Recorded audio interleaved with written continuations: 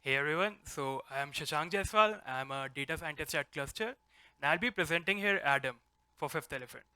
So Adam stands for Attribute Detection and Annotation Module, which is just a fancy name for named entity recognition. Now we pitched this name because we also had an Eve project coming up at our company, so well, you can understand why. Interestingly, we are also the first talk here at Fifth Elephant, so coincidence? Maybe.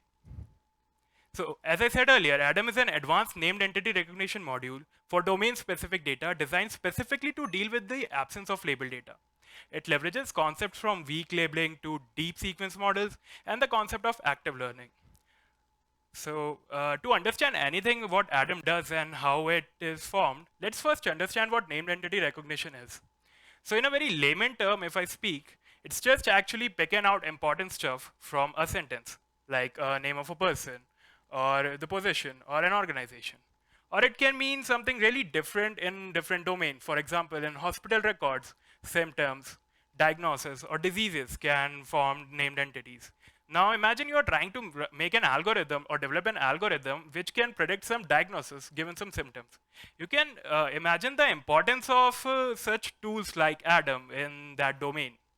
Similarly, for product descriptions, they play a very important role in e-commerce and other businesses like these because they are loaded with attributes which are used in enhanced search and semantic abilities in various product catalogs that you see. So attributes like brand name or the category of the product and various other specs like nutrients, for example, in this case. So similarly, what will Adam do? Adam is basically, as I said earlier, it's an advanced named entity recognition module. It will do exactly the same thing, which for the examples that I showed earlier. But it will do that for product titles like this. I picked this one because you might be a little more interested for this. So we at Clustr are associated with Tally. As many of you might know, is an accounting software. Now, we get our data from millions of businesses here in mostly small and medium enterprises, which are present here in India and select other countries. So one of the data that Tally stores is actually inventory, which is required for bookkeeping. So what that inventory is formed of is each unit data that is present in inventory are these stock items. So what will Adam do? Just pass these stock items to Adam, and it will resolve them. We use a standard BIO tagging method to extract elements from stock items. So you can see that the tokens resolute and black are tagged as BB and IB, which means beginning and intermediate of the brand. The word vodka is tagged as BC, which means beginning of a category. And similarly, you cannot see here, but 180 ml was tagged as O, which means others or non-relevant attributes. So that is the whole objective of Adam. This is what Adam will do. Now, why is it important? Why is a module like named entity recognition important in product titles domain, in the domain, in a business domain? So there are several use cases. One is universal product catalog. So you often see product catalogs in websites like Amazon or Flipkart, or even specific retailers like Big Basket. Now these product catalogs have enhanced capabilities where you can filter your search depending on your attributes. You can filter your search based on the name of the brand or other specs like whether you want your earphones to be wired or wireless. So you can understand the importance of these attributes in a catalog. Now imagine if you have a way to extract these attributes from the product title itself, you can actually automate the whole enhanced semantic search that is present in these catalogs.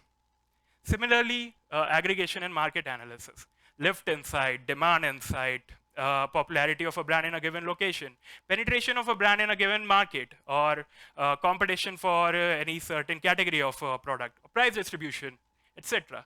All these insights can be heavily impacted by a module like Adam. Third is knowledge graphs. So knowledge graphs are formed using the named entities that are present in product title or some other data source and the relationship between them. So all the nodes in a knowledge graph are actually formed using the named entities. And the edges between these nodes represent some kind of relationship between them. So if you can extract these named entities from various data set that you have, you can actually have a breathing, evolving knowledge graph, which can consume the data set automatically and can grow. So And clearly, we were not the first one to think of this. There have been many previous approaches to this. Traditionally, people have used a CRF algorithm with handcrafted features, or have used a healthy knowledge base like DBpedia or Wikipedia, etc., to do these exact same thing. For example, one of the paper in Walmart Labs is by Ajinkya More, who tried to extract the attributes, specifically brand, from the product titles of products present in their Walmart's catalog. So here's one of the example of the handcrafted features that they used. So they use a feature like the word itself, lemmatization of that word, neighboring words, whether the word is alphanumeric or not, and some features like these, which were chosen to extract attributes from product titles. And you can see that it actually worked really well for them. So this is one of the examples that you can see, and they were able to extract brand from that pretty nicely. But when we tried it on our data set, it was a disaster.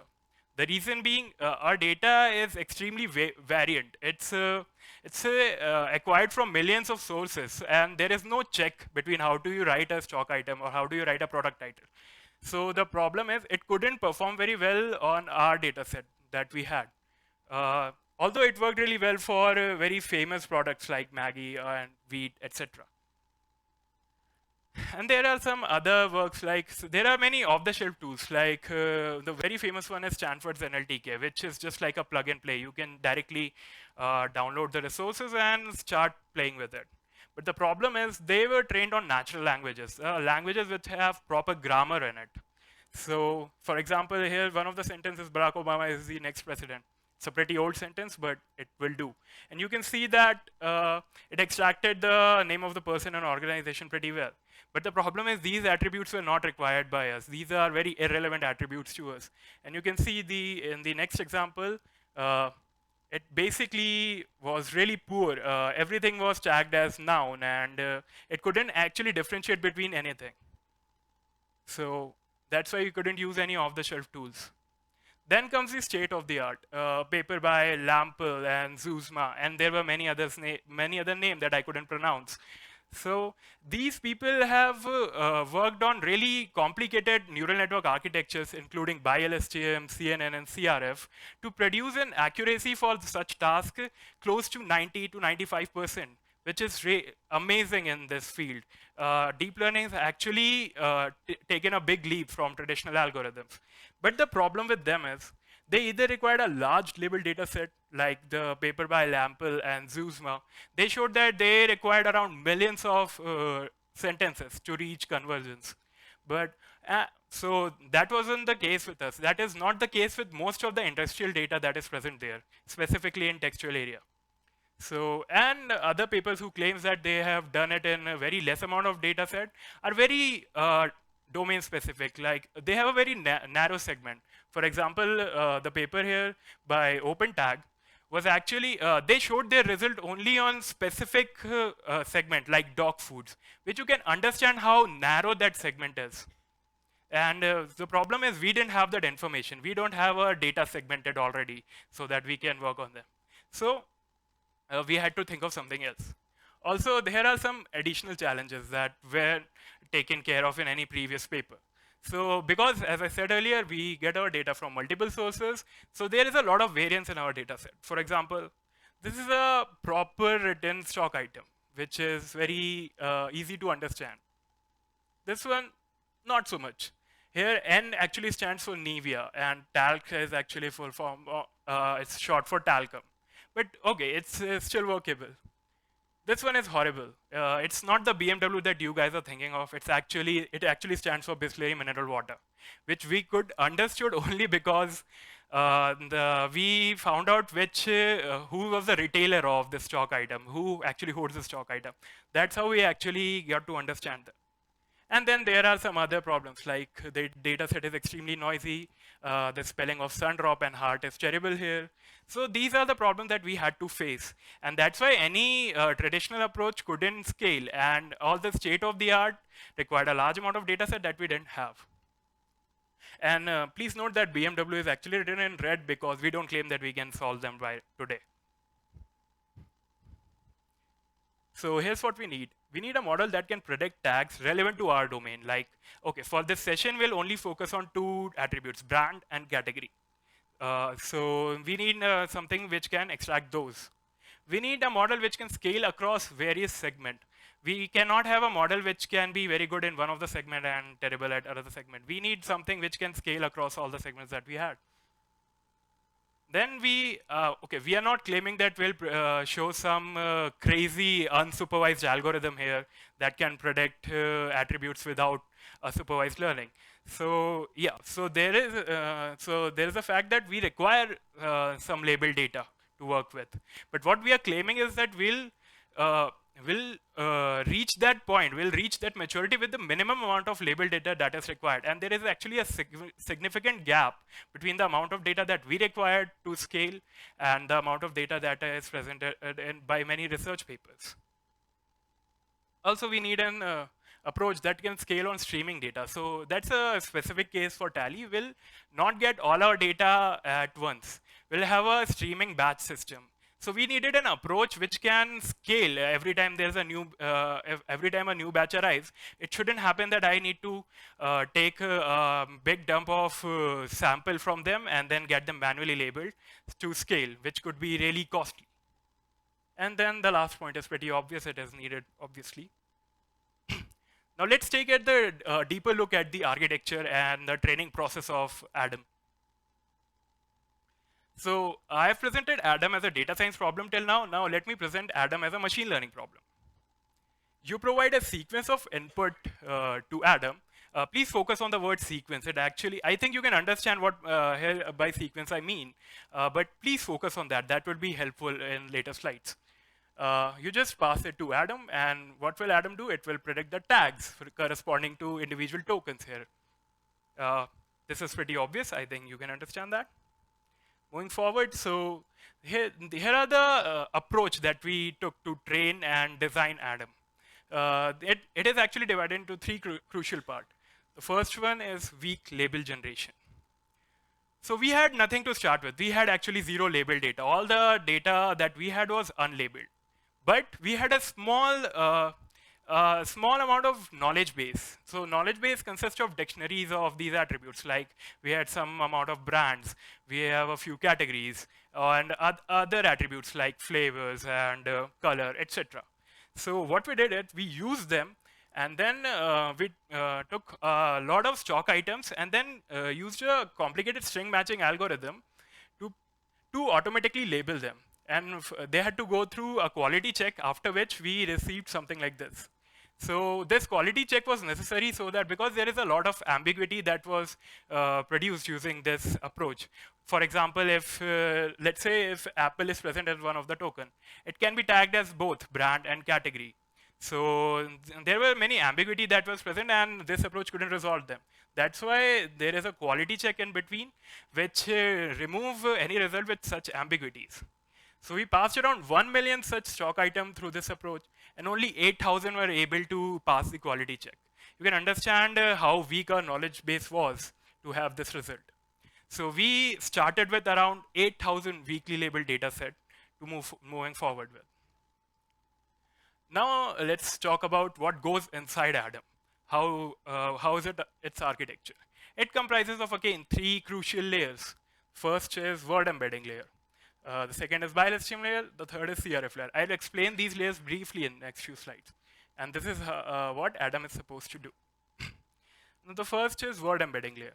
Now, for the people who are not familiar with the concept, word embedding layer is basically you project all the words in your vocabulary into an n-dimensional space where each word is assigned a specific coordinate. Now, this the relative spacing and the relative positioning between these words holds some semantic information in this n-dimensional space. And that is what word embedding layer tries to preserve. There's actually a very famous pre-trained word embedding set called Glove, which is made by Google, which was trained on millions of books, millions of sentences from various ebooks or PDFs or whatever data they can get, like news articles, etc. But the problem is we couldn't use them. We couldn't use them, that mighty massive word embedding layer from them. The problem being the domain that we were working on is very different from the domain it was trained on. So most of the word that we had in our system was actually out of vocabulary for them. So we couldn't use them. Hence, we had to create our own. For that, the data set that we used is, we used all the stock items that we had in our first iteration. We added some product titles from publicly available catalogs like Amazon. Amazon actually provides you with all the catalog stock items that they have, so you can play with them. And then we partnered with some data providers like GS1. And so I wouldn't dig deep into what GS1 is. You can just understand that they provided us with 2 or 3 million stock items from specific segment, FMCG to be precise. So from that, we gathered around 13 million titles. And then we used a skepgram algorithm. Thankfully, that algorithm was unsupervised, so we could use all the data points that we had in an unlabeled manner. So, and I wouldn't dig deep into a skepgram algorithm earlier. I have cited that paper, and it would be present in the links of the proposal that I have. You can actually go through it. It's a great read. So here's one of the interesting insight. So I tried to project 128 dimensions into 2 dimensions so that you people can perceive it, but clearly we can't because, well, it's gibberish. But in the right side, yeah, sorry, left side, my left side, anyways. So in the left side, you can see that the word Samsung, if you search for the vector of the word Samsung, and then you see the nearest neighbors for them, it's actually Galaxy S3, S5, S6, which I think most of you here know is some variants of Samsung mobile phones. So you can see that the semantic, the position of these word embeddings do hold some semantic information, and we try to leverage them. Second comes the bi-list layer. So bi-list layer is another word level encoder which leverages the sequential information to encode the tokens of the sentence. Now, as I said earlier, you can imagine the tokens in sequential manner, where first token arrives at t1 time steps, the second token arrives at t2 time step.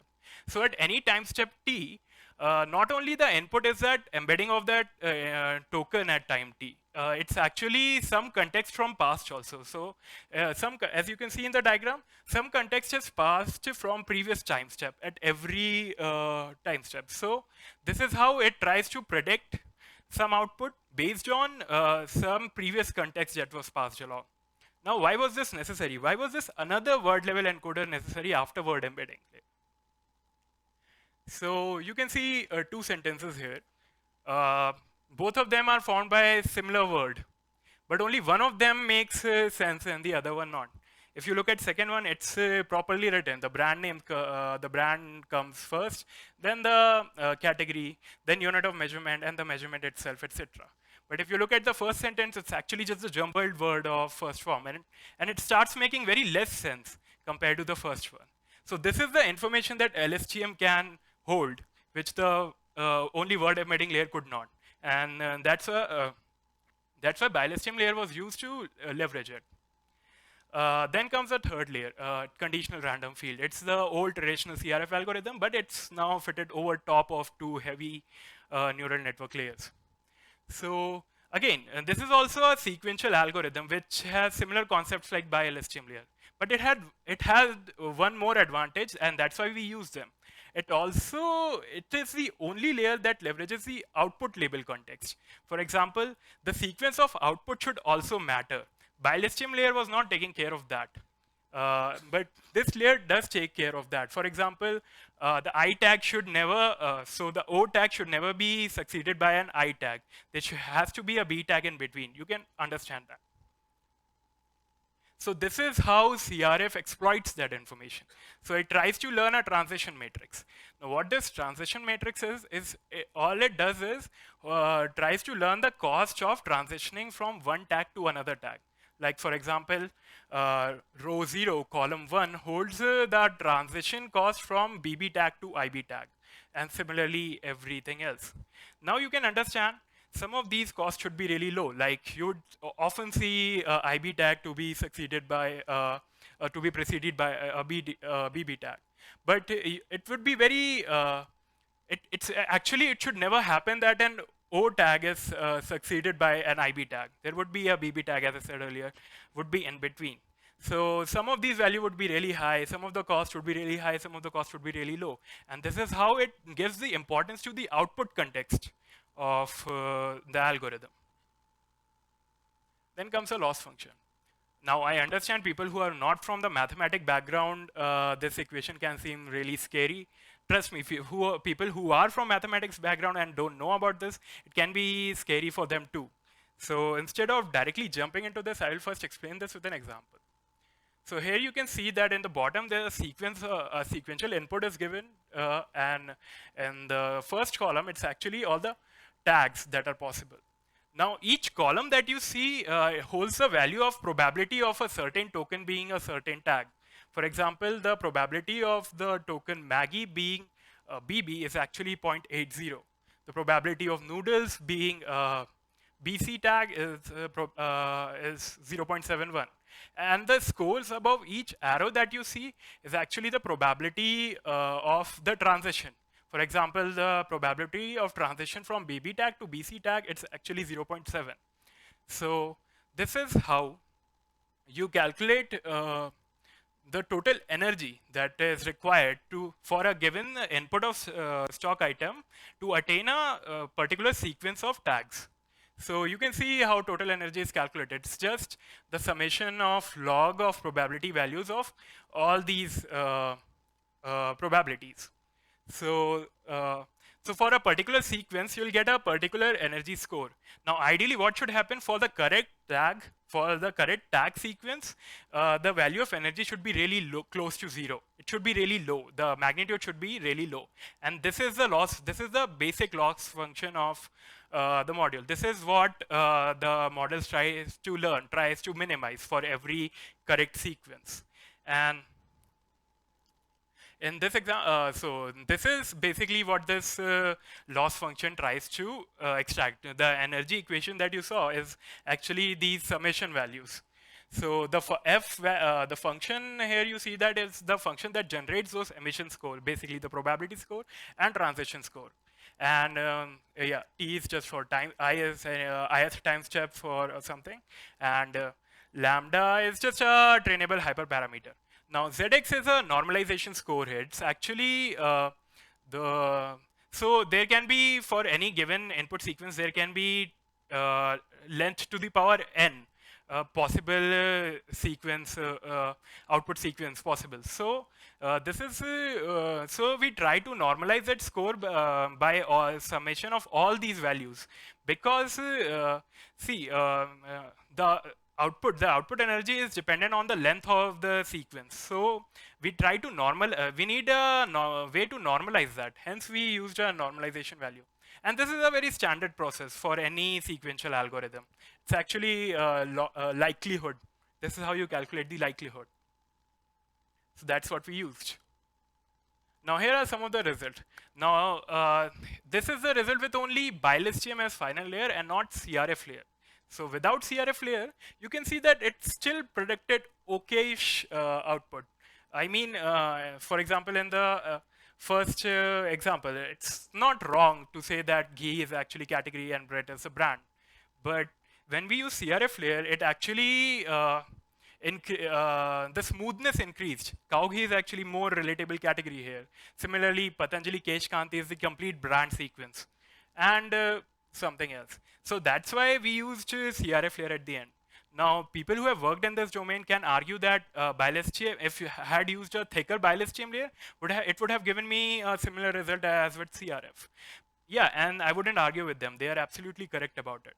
But the problem with that is, if you are using a thicker layer, you need more training data to reach same amount of result as with CRF, and that would deceive the whole point of what I'm trying to make, that of minimal labeling cost. Hence, we tried with CRF. So after doing all of this, here is some baseline result. So the accuracy of predicting brand specifically was 32%. For category, it was 36%. And for a complete sequence match, it was 22%, which I was saying is absolutely shit. So yeah, obviously we couldn't present this anywhere. And but it gave us something to start with. It gave us something to start the whole active learning process.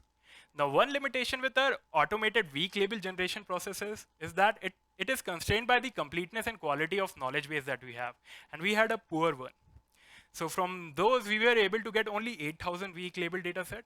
And then we estimated the set at least which was required to achieve convergence, which was around 1 to 2 lakh, or even more for only the first iteration of data points that we had. So, and not only that, we needed an architecture that can iteratively scale for streaming data, as I made my point earlier. We need an architecture that can scale with new data coming in. So our labeling cost had to be minimized to achieve scalability. So here's what we did. Now, this is what we are left with after the first two approaches. We had a small amount of labeled data set from weak label generation. We had an abundant amount of unlabeled data set. And we had a deep neural network module trained for us. So what we did is, using all the three, we developed an extrinsic sampling algorithm which can sample a small amount of data points from unlabeled data set. So, and the sample data set that is extracted here is actually semantically very different from the label data set that we had already. So when we manually label them, use it again to retrain the model, what will happen? The increase in model's accuracy would be much better than would be much better, because the data, the new sample data is not redundant to the label data which was already present. So that is the aim of active learning. You choose your sample consciously for every iteration, so that with minimum amount of label data, minimum amount of new label data, you can achieve high accuracy jumps. So this is what we did for few iteration until your model reach a certain maturity. It can be some threshold percentage. Or you can see that after sometimes there wouldn't be so much growth in your accuracies. So now this block, this extrinsic sampling is something novel, and we tried it for the first time. It hasn't been tried before. So what we did, we had a list of all the data points that we had. Now, the first aim was to project them in an n-dimensional space again. So we needed something like product to embedding, a product title to embedding conversions, some algorithm to do that.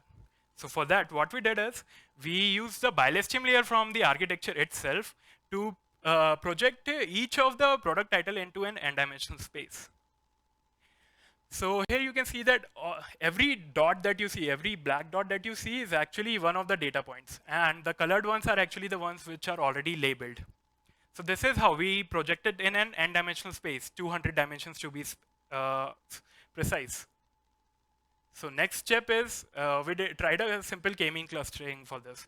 Now I understand people here would think of the dimensionality curves. If you are doing k-means clustering with 200 dimension, it can be poor clusters because, well, it's very hard to cluster in so many dimensions. So, but the problem is we were not looking for very precise cluster. We were looking for loose clusters because we had to just pick up samples from each cluster anyway to get them manually labeled. This was an auxiliary model which was helping our deep sequence models. So that's what we did. We did a simple k-mean clusters. We got a few clusters.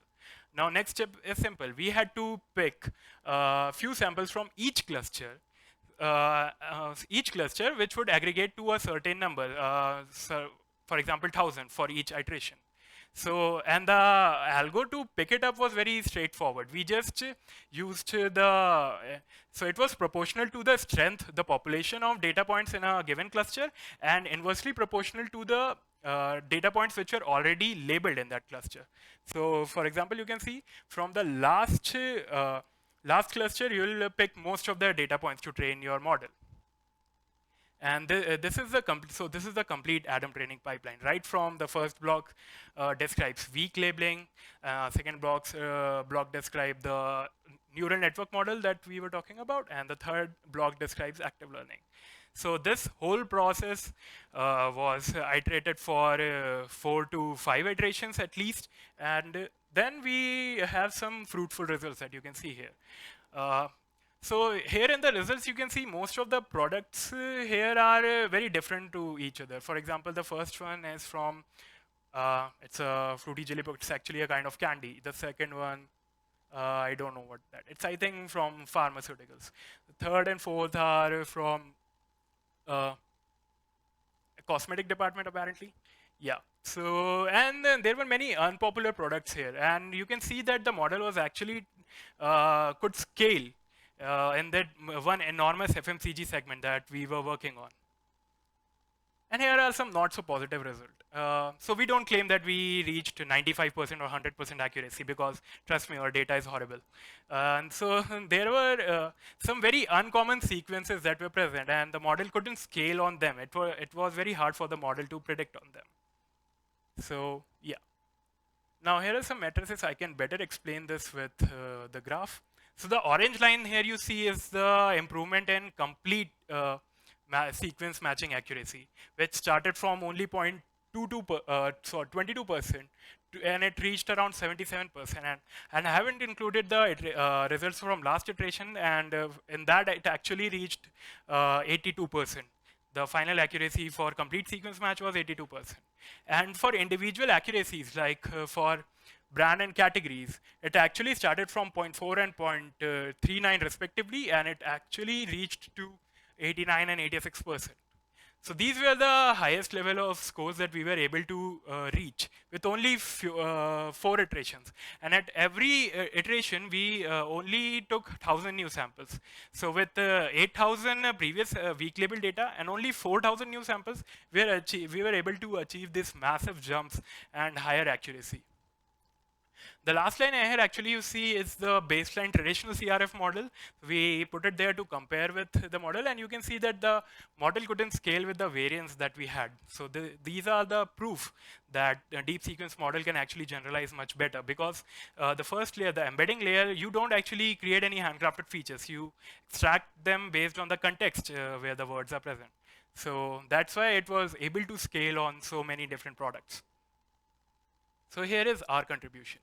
We proposed a novel entity extraction model for domain-specific data.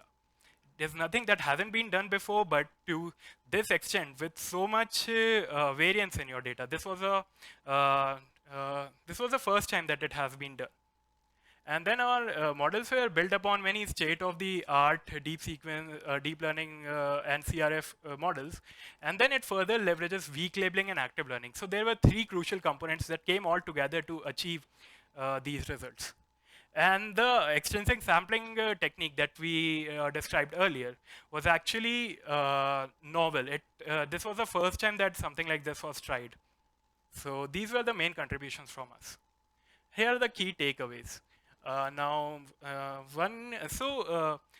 Deep neural networks are the buzz right now. You can see them everywhere. It's actually almost a solved problem for autonomous driving. There are products out there. But it still hadn't made quite the cut for NLP.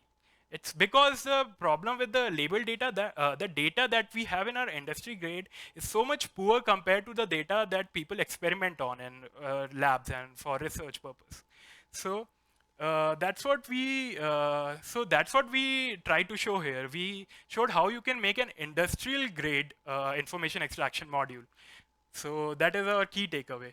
Another key takeaway would be, so active learning is a very fairly newer research now. So I believe that it can be very important concept in industrial domain, in a real world scenario, because yeah, trust me, the data that you see in real world scenario is far worse compared to what you actually see in research labs. So yeah, that's another key takeaway. Now here is some future scope for Adam. Now currently we are working on extracting higher order attributes. Now, for example, in the first example, you see that ideally currently Adam would pick Goodnight and Advance as the brand name. Goodnight Advance as the brand name. But at higher level, we know that Goodnight is actually the base category and Advance is some base brand, and Advance is one of the variant of that. So that's what we are trying to predict. That's what we are trying to further divide these extraction information. Similarly for categories. So in the second example, you can see that cookies are actually base category, and cashew and nuts are flavors or ingredient. I don't know. And then we are trying to scale across different segments like FMCD. Now we are currently working on FMCD department, and we'll apply a similar approach to that also. And then there are other segments also like automobiles or hardware, etc. Pharma maybe. So yeah, these are the papers and inspirations that we got that. I would especially thank my teammates Abhishek, Deepak, and Ashish to help me achieve the results that we achieved. Ashish and Deepak were great mentors, and Abhishek was a nice teammate to have. And then then I would also like to thank Data Ops team. So Data Ops team were the one who actually did all the manual labeling work for us. So yeah, a big thanks to them. Yeah, that's it. Thank you.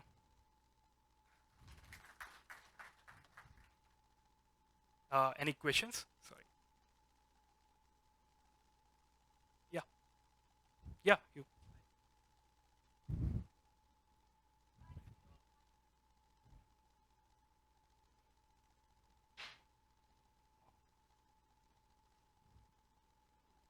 Spacey,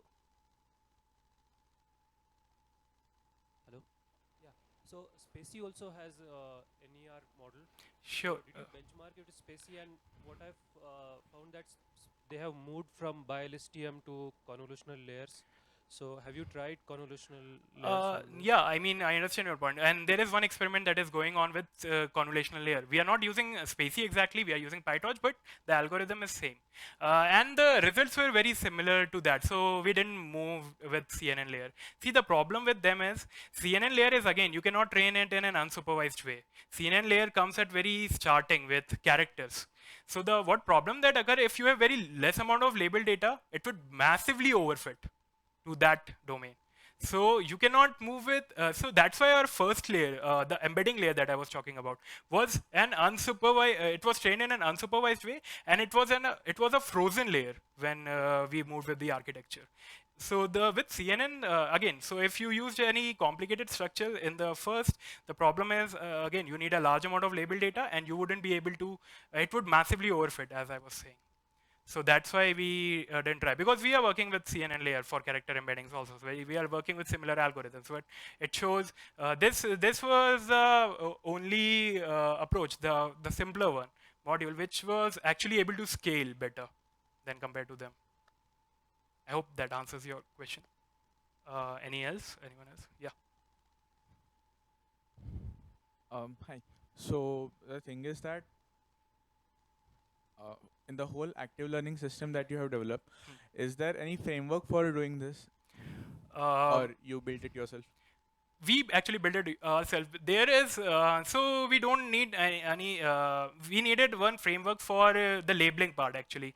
So we actually created in-house, but there are tools like SageMaker from Amazon, Okay. and it cost a lot actually. And when we started this, it was an experiment.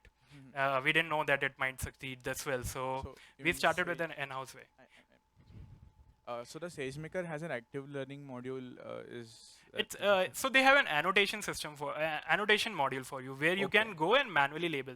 So you can fit your algorithm. You can change the algorithm of sampling there. You can fit it with their framework. You can fit your whole data. I mean, they can read and write data set from S3. So yeah, they. I mean, you can Okay. make that module for active learning. You can customize it for active Okay. learning. Okay. So Another thing Hi. what that excuse me. Yeah, can you like take it offline so that if someone else has a question, I have a different question actually. you know, Okay, fine. well, no problem. We'll discuss. It is about the k-means model. Actually, I'm also working on active learning, so that is why Sure, we we can can discuss talk. about it. No problem. Okay. Anyone else? Yeah.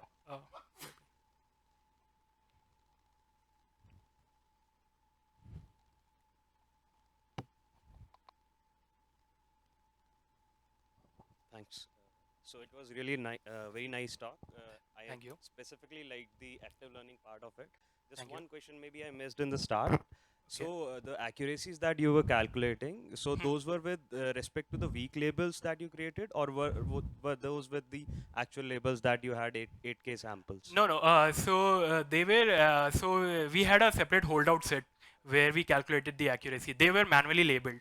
They weren't, yeah. So we calculated all these accuracies on that. And also those holdout set were pessimistic. So all the brands and categories which were present in the holdout set, we made sure that they weren't present while training so that we can get actual real world scenario numbers. Yeah, yeah. The reason why I asked is because that would have been a very big covariate shift in terms True. of the real world use case. Yeah, yeah. So Yeah. that's why we had a separate holdout set. It was never used anywhere else and it was manually labeled. Cool. Thanks, man. No problem. Anyone else?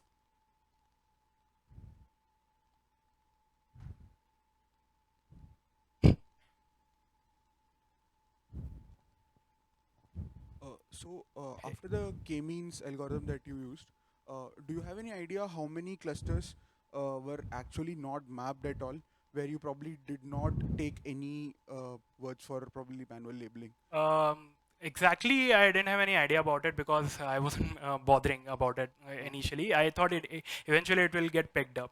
But yeah, there were some numbers of a few clusters which were never. So because I was picking numbers from every cluster, or any cluster which is of significant amount, you definitely get samples picked up from them. Your algorithm works that way. Only there were some few left out clusters which had very less population in them because your clustering algorithm was proportional to it. So I wasn't worrying that much about that initially. Because it would lead to the long tail of Yeah, I understand your Yeah. point. But uh, the problem is those clusters which are getting left out and you won't actually train on them.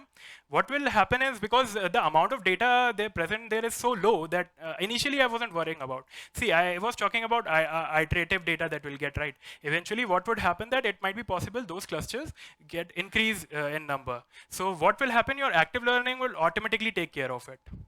Your approach would automatically take care of it. Anyone else?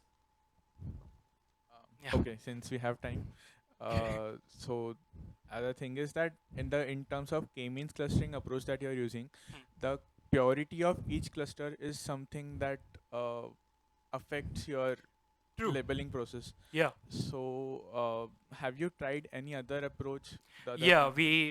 there was two approaches. One was intrinsic sampling, where we use the model itself to check how the confidence score for any output. We ran it on all the unlabeled data set that we had, and then we see whether the confidence score that is generated by the model is very low, irrespective of what the output is. If it is very low, it means that model is unstable for that. But the problem with that was the scores that we were getting was very random because in starting of the model it was very different. Okay. That's why we couldn't use that. Currently, I'm working on a hierarchical sampling approach for Okay. this, so we can discuss that. Sure, offline. no problem, man. Yeah. Anyone else?